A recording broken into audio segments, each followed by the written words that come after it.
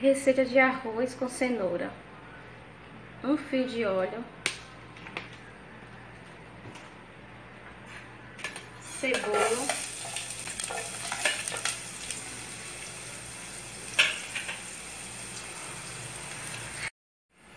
refogo o alho,